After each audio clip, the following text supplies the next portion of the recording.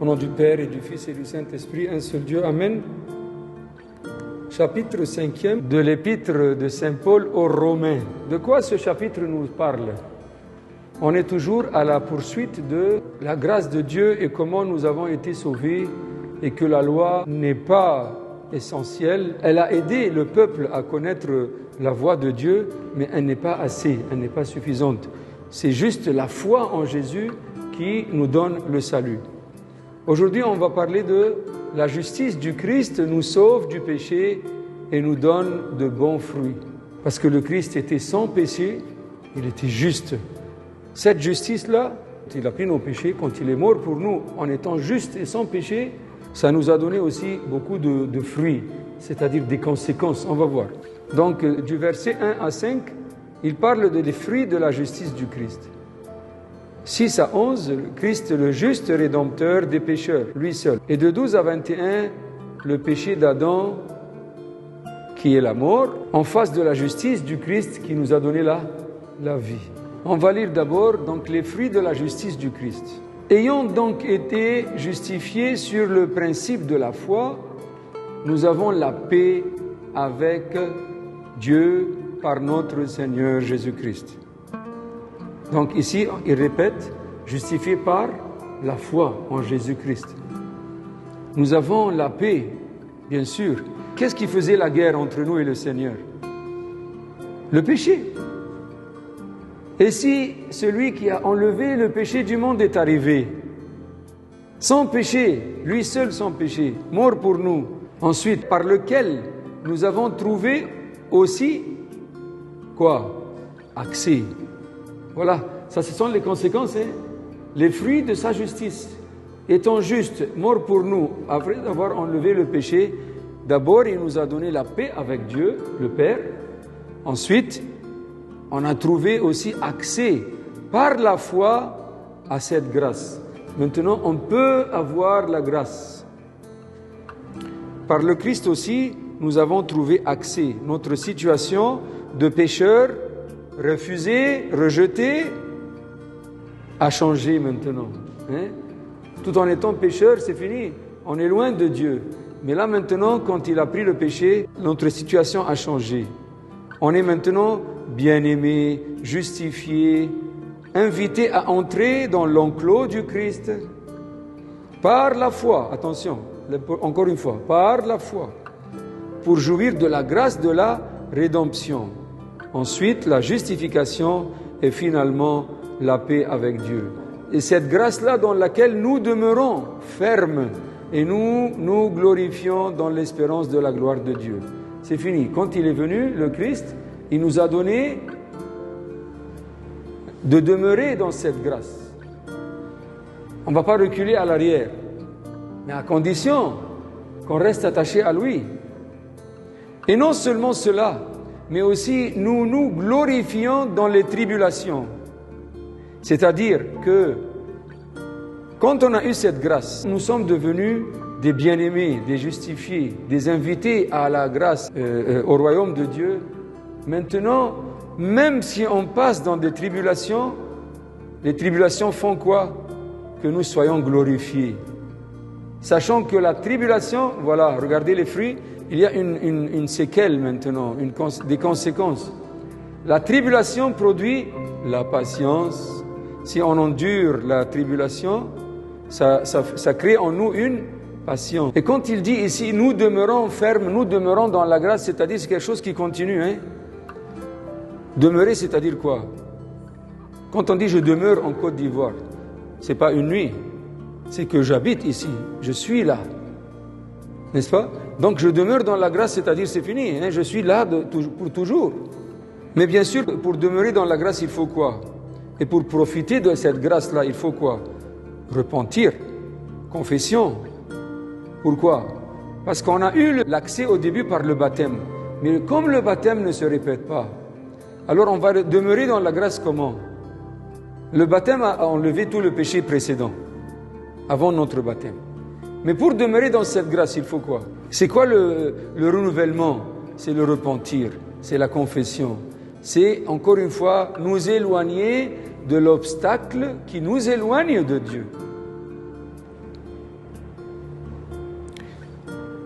Et maintenant, nous sommes fiers et heureux pour la gloire qui nous attend, que Dieu nous a préparée au ciel. Vous voyez?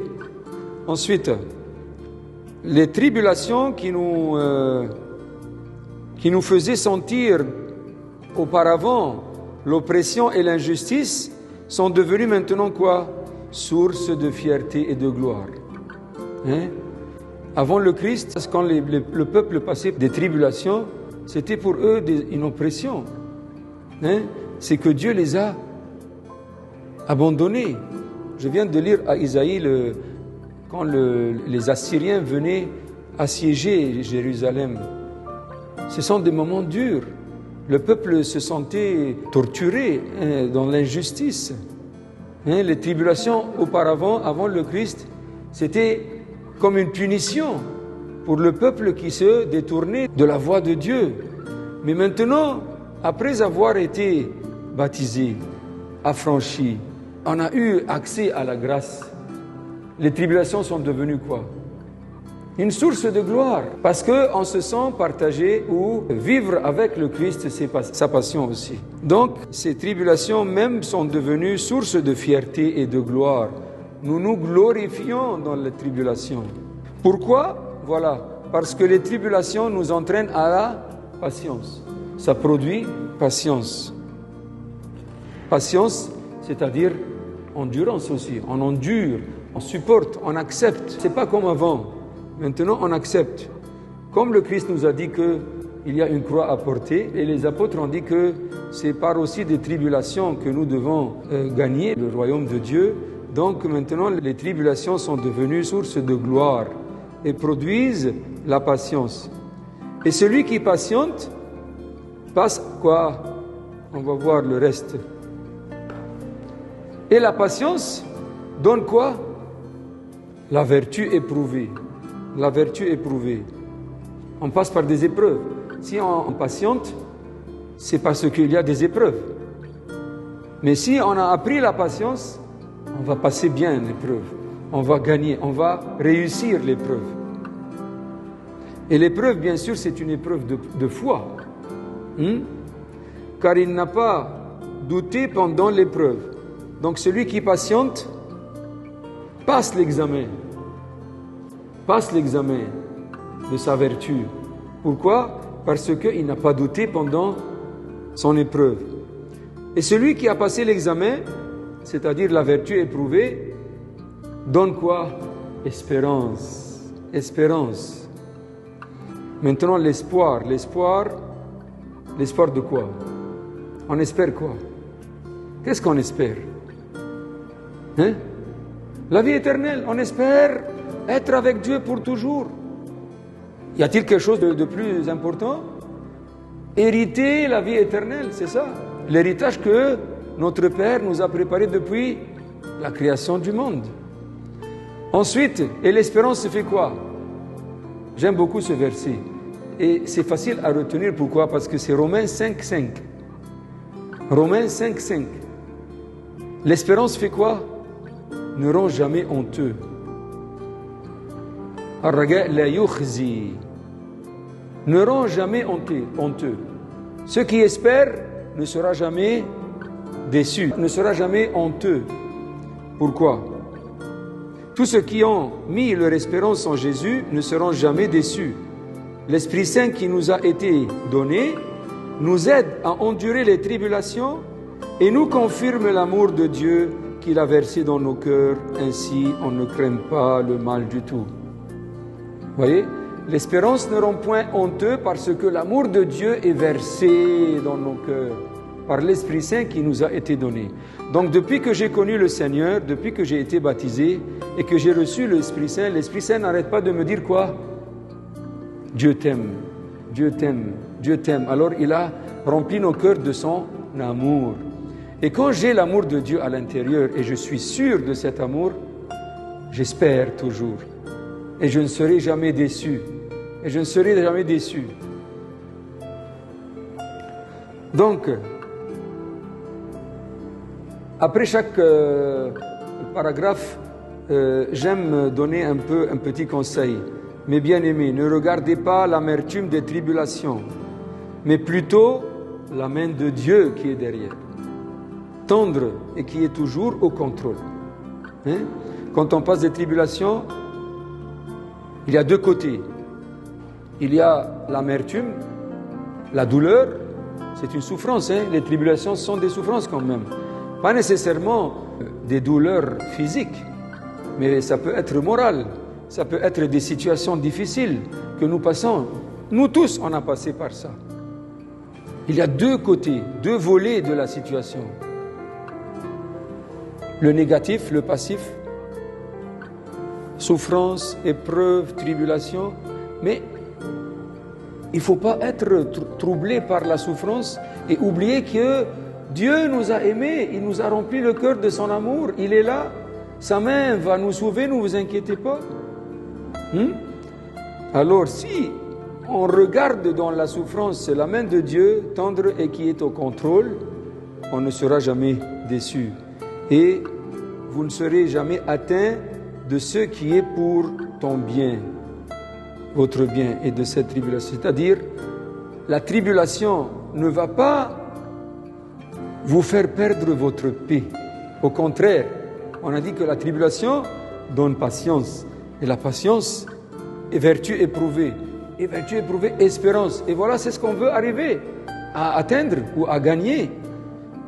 Parce que l'espérance ne rend point honteux. On veut arriver à l'espérance parce que tant que nous espérons, on ne sera jamais honteux, on ne sera jamais déçu. On va toujours être sûr de la main de Dieu qui nous soutient. Très bien.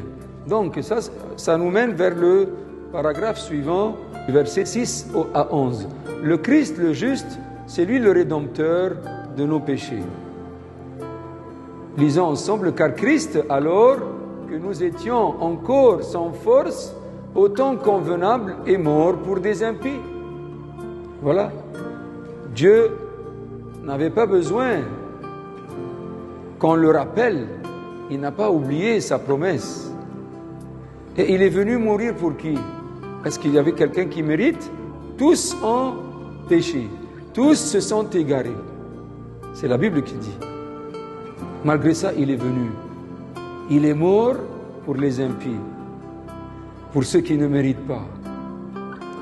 Donc, est-ce que ce n'est pas assez pour nous dire, ne perdez pas espoir, espérez, voilà, il est mort quand nous ne méritions rien. Donc, ça nous montre aussi, la mort du Christ nous fait rappeler toujours quoi? L'amour de Dieu le Père. L'amour de Dieu le Père. Saint Jean nous a dit quoi? Dieu a tant aimé le monde qu'il a envoyé son Fils unique pour que quiconque croit en lui ne périsse jamais. Ensuite, car à peine pour un juste quelqu'un mourra-t-il. C'est-à-dire, on peut peut-être se sacrifier pour quelqu'un de bien, quelqu'un de bon, mais des pécheurs, des impies, c'est exceptionnel. C'est exceptionnel. Rappelez-vous de ça. Car pour un homme bon, peut-être encore, c'est pas sûr. Pour un homme bon, peut-être quelqu'un peut mourir, peut se résoudre même à mourir. Mais Dieu constate son amour à lui, envers nous, en ce que lorsque nous étions encore pécheurs, Christ est mort pour nous. Il nous donne un exemple que mourir pour quelqu'un de bien, peut-être quelqu'un pourrait le faire. Mais Jésus a fait plus que ça. Il a dépassé les limites. Il est mort pour des pécheurs.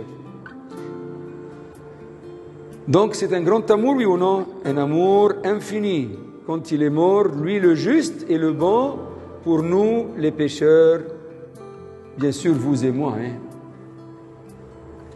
Ensuite, beaucoup plus tôt, donc, ayant été maintenant justifiés par son sang, serons-nous sauvés de la colère par lui. Si le Christ a commencé son salut, quand nous étions encore pécheurs, notre salut au niveau du ciel, et nous serons épargnés du châtiment au jour de la colère de Dieu. C'est ça ce qu'il vous dit. Donc, s'il est mort pour nous et nous a justifiés par son sang, on sera sauvé de la colère. Quelle colère? La colère du jour dernier, la colère du jugement. La colère qui est contre ceux qui sont plongés dans le péché, qui ont refusé le Christ, qui ont refusé de se repentir. Donc, on sera sauvé, bien sûr, à condition, la même condition de toujours, le repentir et la bonne conduite. Ici, ce n'est pas à cause de notre bonne conduite qu'on va être sauvé. On est déjà sauvé. On est déjà sauvé, mais pour jouir de ce salut, pour jouir de cette grâce, il faut continuer, il faut garder une conduite. N'est-ce pas? Piété, droiture. Car si, étant ennemis, nous avons été réconciliés avec Dieu par l'amour de son Fils, beaucoup plus tôt, ayant été réconciliés, serons-nous sauvés par sa vie. Qu'est-ce que ça veut dire ça? On va essayer de comprendre d'abord le texte. Étant ennemis, quand est-ce que nous étions ennemis? Avant le salut du Christ, avant la mort du Christ, la rédemption. Nous étions dans le péché, donc le péché nous a rendus ennemis avec Dieu le Père. Étant ennemis, nous avons été réconciliés. Comment? Par l'amour du Christ. L'amour du Christ nous a réconciliés quand nous étions encore dans l'état de quoi? D'ennemis, des péchés. Vous voyez? Alors, si, étant ennemis, il nous a réconciliés par sa mort, beaucoup plus tôt, ayant été réconciliés, serons-nous sauvés par sa vie. Si juste il a fait réconciliation par sa mort, sa vie, ça va nous faire quoi? La résurrection. Ça va nous sauver. Ça va nous sauver, ça va nous ouvrir la porte du ciel. Donc si le Christ, par sa mort, nous a réconciliés avec le Père, à plus forte raison, après la réconciliation, nous serons sauvés par sa vie. N'est-ce pas? Par sa résurrection. Sa vie dans la chair, parce que sa vie, il a vécu d'abord, avant de mourir. Il a mené une vie pour nous donner l'exemple et pour nous enseigner. Donc sa vie dans la chair, ça aussi, ça fait partie de sa vie. Et sa vie en nous, qu'il va nous donner par sa résurrection. Et nous maintenant, on prend la vie comment? Hein? Là, bravo, la communion. Pourquoi? Jésus a dit quoi? Celui qui mange, celui qui boit, aura quoi? Vie éternelle. Celui qui mange, celui qui boit, je demeure en lui et lui en moi.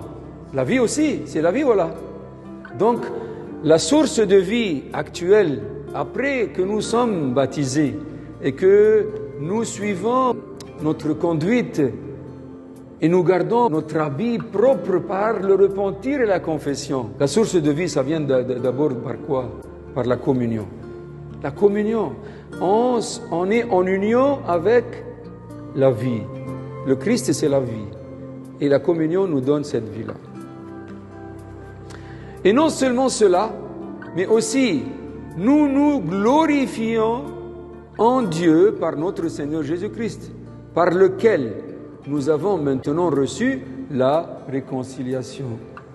Donc le salut planifié par le Père, exécuté par le Fils, est source de notre joie et gloire et fierté. N'est-ce pas? Donc non seulement il nous a donné la vie et la réconciliation, mais ça nous donne une gloire. On est glorifié, on est fier de cette réconciliation. Donc, réconcilier avec Dieu, profiter de son amour pour établir une forte relation avec lui. Prière, méditation dans la parole, aller à sa maison, relation ferme et continue pour goûter des nouvelles profondeurs de son amour. C'est-à-dire, là maintenant, il a fait beaucoup. Il a fait plus que beaucoup même. Il est venu, il est mort, il nous a réconciliés avec le Père, il nous a donné accès, il nous a donné la vie, on est glorifié. Bon, alors qu'est-ce que vous voulez? Vous voulez le laisser, lui donner le dos, partir, ou plutôt demeurer en lui? C'est ça. Donc la vie chrétienne, la vie en Christ de chaque jour, c'est ça qui va garder cet état que nous avons reçu par la mort du Christ et par sa rédemption. La troisième partie, c'est le reste du chapitre. La mort, qui est le péché en Adam, contre la vie, qui est la justice en Christ. On va lire. C'est pourquoi, comme par un seul homme le péché est entré dans le monde, et par le péché la mort, et qu'ainsi la mort a passé à tous les hommes en ce que tous ont péché. Parfois on dit, mais là maintenant, pourquoi moi je porte le péché de Adam? Moi j'ai pas mangé du fruit. N'est-ce pas? On dit ça parfois. Les gens disent ça parfois. Comme si maintenant nous on ne pêche plus. Comme si nous sommes des saints et des justes. Voilà. Il nous dit, la mort est passée à tous les hommes parce que tous ont péché. Oui, on n'a pas mangé du fruit de l'arbre interdit, mais on continue à pécher. Adam a fait quoi? Comme on a dit dans l'autre fois, quand Adam a commis son péché, toute l'humanité, comme il était le premier homme, toute l'humanité était dans son sein, était en lui. Vous comprenez? Parce que c'est à partir de Adam et Ève que toute l'humanité s'est générée, n'est-ce pas? Donc, il nous dit, tous ont péché en Adam. Il portait toute l'humanité en sa chair. Il leur a fait hériter la nature corrompue. C'est-à-dire, nous, on n'a pas hérité l'acte qu'il a fait. On a hérité une nature, et c'est ce que je dis toujours quand on a parlé dans la catéchèse. On a hérité la nature qui a été corrompue. Voilà pourquoi, au début, quand Dieu a créé l'homme, il dit quoi? Il a créé l'homme à son image, à sa ressemblance. De qui? De Dieu. Quand il a parlé 5 chapitres plus tard après le péché, il dit Adam a donné naissance à sa ressemblance. À la ressemblance de qui maintenant? D'Adam. C'est pas à Dieu. Vous avez fait attention? On va peut-être parler de ça dans le chapitre 5 de la Genèse. Quand il commence à parler de la généalogie d'Adam, il dit que maintenant Adam a donné naissance à son fils, à sa ressemblance à lui. Ici ça a commencé, l'image a quoi? A changé. L'image a changé. L'image de Dieu n'est plus l'image de Dieu. La création est devenue, oui c'est vrai que c'est Dieu qui crée, mais la création, la nature a changé. Et c'est ça ce qu'on a hérité d'Adam. Une nature qui est facile à pécher et qui est corrompue, c'est-à-dire quoi? Qui peut être aussi mort. On va passer tous par la mort physique, n'est-ce pas? Donc, c'est ça. Cette nature corrompue, pourquoi? Parce qu'elle est maintenant connaissante de quoi? Du bien et du mal. Avant qu'il ne mange, il ne connaissait que le bien. Quand il a mangé, on dit que les yeux sont ouverts pour voir le mal. Voilà pourquoi il a constaté qu'il était nu. Au début, ce n'était pas un problème. Est-ce que les animaux s'inquiètent parce qu'ils sont... Les animaux ne s'habillent pas, hein? Ils ne s'inquiètent pas. C'était comme ça au début. Ensuite, car jusqu'à la loi, le péché était dans le monde. Mais le péché n'est pas mis en compte quand il n'y a pas de loi. S'il n'y a pas de loi en Côte d'Ivoire, par exemple, qui dit il ne faut pas conduire, je ne sais pas comment. On peut conduire n'importe comment, n'est-ce pas? Si la loi n'était pas encore venue pour dire il ne faut pas voler, les gens se donnaient la liberté de voler. Moi, je vois avec toi quelque chose, je prends il n'y a pas de loi qui me contrôle. Donc le péché était là jusqu'à la loi. La loi, quand elle est venue, elle a commencé à mettre des ordres et organiser la vie. Voilà pourquoi il dit, car jusqu'à la loi, le péché était dans le monde. Mais le péché n'est pas mis en compte. On ne peut pas compter péché que lorsqu'il y a une loi. La loi a déterminé le péché, car l'homme a corrompu la loi naturelle. Voilà pourquoi la loi naturelle, on a dit autrefois, c'était quoi? La loi naturelle, c'est quoi? Tu te rappelles? C'est là? Là? La conscience, bravo. C'est la conscience. C'est la conscience. À cause du péché, la conscience a été détruite, corrompue. Les gens se permettaient de faire n'importe quoi. Donc, comme la loi naturelle a été corrompue, Dieu a dû envoyer une loi écrite pour essayer de mettre de nouveau les gens sur la bonne voie.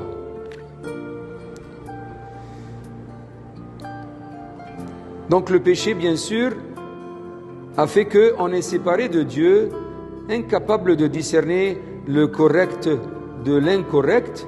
Le péché existe dans le monde avant la loi. On a vu, Caïn, il a tué son frère.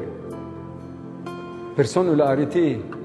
Sodome et Gomorrhe, avec toutes les pratiques contre la nature, il n'y a pas de loi. Tout le monde fait ce qu'il veut.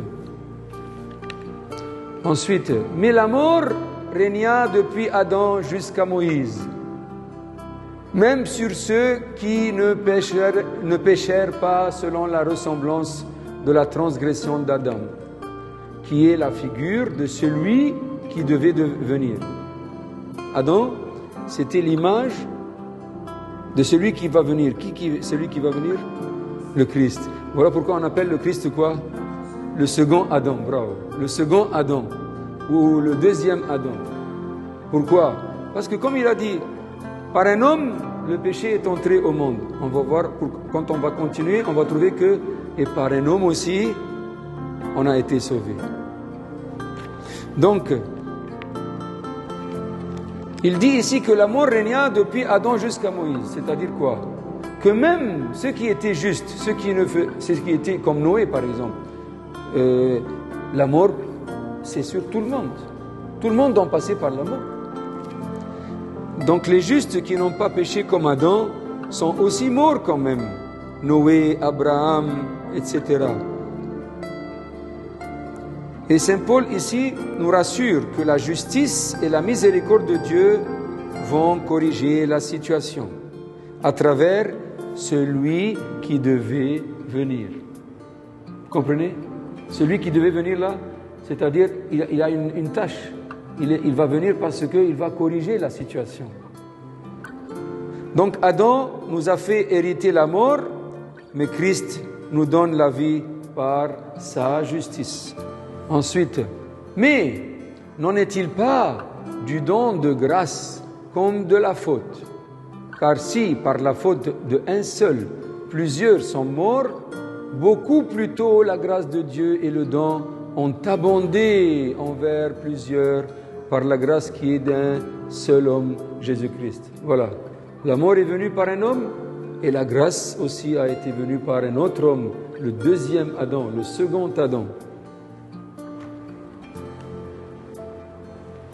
Alors Paul ici, il commence à faire une comparaison entre qui? Les deux Adams. Le premier et le deuxième. Adam, le premier homme et le Christ. Et n'en est-il pas du don comme de ceux qui est arrivé par un seul qui a péché? Car le jugement vient d'un seul en condamnation, mais le don de grâce de plusieurs fautes en justification. Donc le premier Adam, un pécheur. Le deuxième Adam, c'est le juste, le seul juste. Le premier Adam nous a fait hériter la mort. Le deuxième Adam nous a donné la vie. Le premier Adam a été mis dehors du jardin d'Éden. Et le deuxième Adam nous a donné accès au royaume. N'est-ce pas? le premier Adam nous a fait hériter le péché. Le deuxième Adam, par son obéissance, a enlevé le péché et nous a donné la vie, la pureté. Donc, voilà. Tout ça, c'est une comparaison entre les deux. Car si, par la faute d'un seul, la mort a régné, par un seul, beaucoup plutôt ceux qui reçoivent l'abondance de la grâce et du don de la justice régneront-ils en vie par un seul aussi, Jésus-Christ.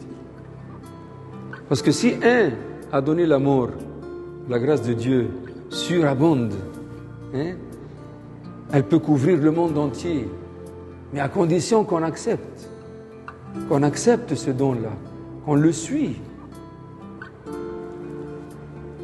Ainsi donc, comme par une seule faute, les conséquences de cette faute furent envers tous les hommes en condamnation, ainsi aussi, par une seule justice, les conséquences de cette justice furent envers tous les hommes en justification de vie.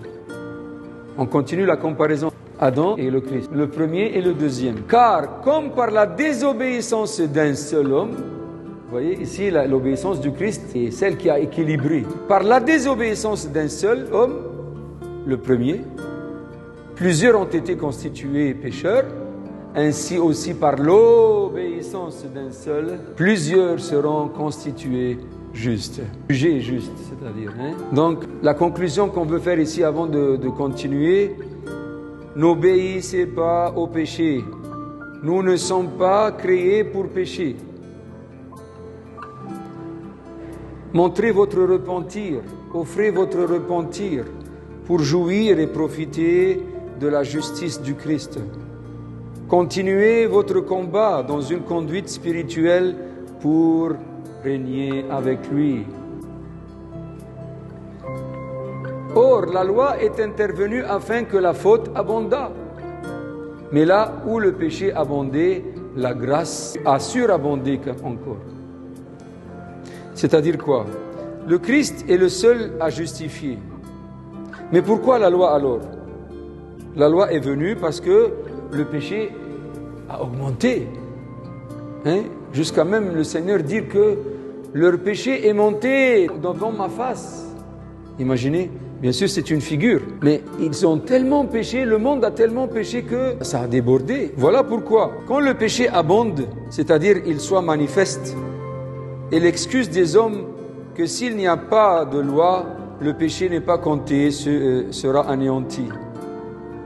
C'est-à-dire, pour eux, il n'y a pas de loi. Alors pourquoi vous dites que nous avons péché? Mais où est votre loi naturelle? Donc la loi est venue pourquoi? C'est comme si quand vous faites le péché, vous ne voyez pas que vous faites le péché. Alors, on va dire quoi? Tu es venu par exemple et tu as quelque chose au visage mais tu ne vois pas ça. Je te montre quoi? Je te fais voir quoi? Un miroir. Un miroir. Ah, c'est quoi ça? Il y a quelque chose qui ne va pas. Donc la loi c'est comme quoi? Comme un miroir. Un miroir pour nous dire, ah attention, regardez, ce que vous faites là, c'est pas bon. Donc c'est ça la cause, ou la raison pour laquelle la loi a été établie. Mais comme l'abondance du péché, l'abondance de la grâce aussi est venue pour effacer et remettre tout péché, quoi qu'il soit. Donc la loi est venue pour faire le péché manifeste, pour montrer le péché. La grâce, quand elle est venue, elle a fait quoi? Elle a enlevé le péché. Elle a enlevé le péché, mais à condition, encore une fois, c'est d'avoir une conduite digne de cette grâce. Afin que, comme le péché a régné par la mort, ainsi aussi la grâce régna par la justice pour la vie éternelle par Jésus-Christ, notre Seigneur. C'est-à-dire, si tu es triste à cause du péché d'Adam, qui nous a fait parvenir la mort, n'étant pas responsable du péché d'Adam, voici le Christ aussi. Est-ce que le Christ méritait d'être mort? Il est mort quand même pour nous, malgré que lui, il est le seul juste. Pour nous dire quoi? Ne vous inquiétez pas. Vous dites le péché d'Adam et comment et pourquoi nous Non, moi je suis mort, voilà, quand je suis juste. Et je n'ai rien fait de mal J'ai accepté la mort pour vous donner la vie. Pour vous donner la vie. Donc, n'étant pas responsables du péché d'Adam, voici le Christ est mort pour nous, sans faute et sans raison. Il n'a pas fait de faute. Il a été condamné à mort sans raison. Pour qu'on puisse hériter la vie éternelle. La vie éternelle par sa justice. Si nous marchons dans la vie de justice par la foi et les œuvres, s'appuyant sur la grâce du Christ. Donc, ici nous avons les éléments importants pour notre vie et pour gagner ce royaume. La grâce nous a été donnée. Le péché qui nous empêchait de s'approcher de Dieu a été enlevé. L'inimité entre nous et le Seigneur a été réconciliée. Nous sommes devenus des bien-aimés et d'invités. Qu'est-ce qui reste? Qu'est-ce qui reste à faire? Est-ce qu'il y a quelque chose qui manque que Jésus n'a pas fait? Non. C'est le tour à qui maintenant? À nous. À nous. Voilà, la grâce est offerte. La grâce est offerte et gratuite. Est-ce que vous avez fait attention? On termine les lectures de Saint Paul par quoi? La grâce de Dieu le Père soit avec vous tous. Amen. Pour nous rappeler que la grâce nous a été donnée. Profitez-en. Amen.